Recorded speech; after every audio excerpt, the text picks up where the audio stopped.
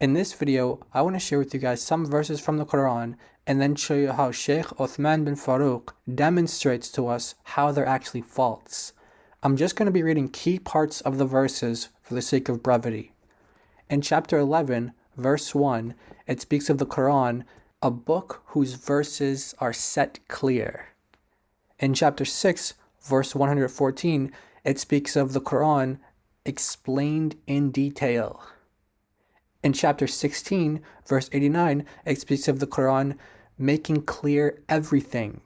In chapter 41, verse 3, it speaks of the verses in the Quran being explained in detail. In chapter 12, verse 111, it speaks of the Quran being a detailed explanation of everything. Now, keeping those passages in mind, listen close to the segment of this debate between Sheikh Uthman bin Farooq and someone taking the Quran-only position. Let's see if Uthman confirms that the Quran is actually explained in detail, if it is actually clear, fully explained, or if he shows that the Quran is actually false, that it's not fully explained, and you actually need books on Arabic grammar, you need hadith, and etc. Here's the clip. Keep those verses in mind and listen close to how Uthman argues that the Quran is actually not detailed, not fully explained in and of itself. Now talk about how do you make wudu. It's Allah ordered it, right? So when you rise to make salah, you wash your face, right? How much of the face do you have to wash? Let me go back to the verse. Go ahead. Yeah, it doesn't specify here.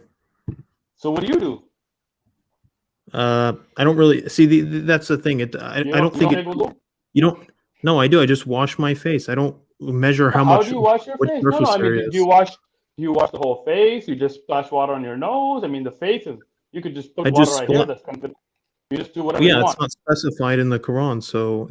Well, so this is interesting, right? Because the order is in the Quran, but you're taking your own idea how to do it instead of taking how the Prophet ﷺ taught us. Now, who would understand the Quran better, you or the Prophet that it was revealed to? Because the Prophet ﷺ specified how to wash, right? Many ahadith on it, but since you don't believe in them, now you're making up your own way. You're saying you can do anyway. Now, for example, when you wipe your head, how much do you have to wipe? Because the Quran birusikum in the Quran, what does that mean? What does the ba mean? Is it for tab'id? I don't speak Arabic, so. Bro, it's not about Arabic. It's about understanding the ayah of Quran. What does it mean to wipe the head? Birusikum ba here. I mean, if you don't, how much of the head do you have to wipe? It just says wipe your heads. Well, what does that mean? So this is my head. It means to wash water on your. If I go like this, is that enough? Yeah, because I don't think God's gonna punish you for missing an inch of surface area. This is where your ignorance comes out, right? Because you don't. No. Wait, Hold on. No. Forget respect. Listen to me. When we're talking about the Quran, you can't play with it. It's not something for you to go and take shots at, right?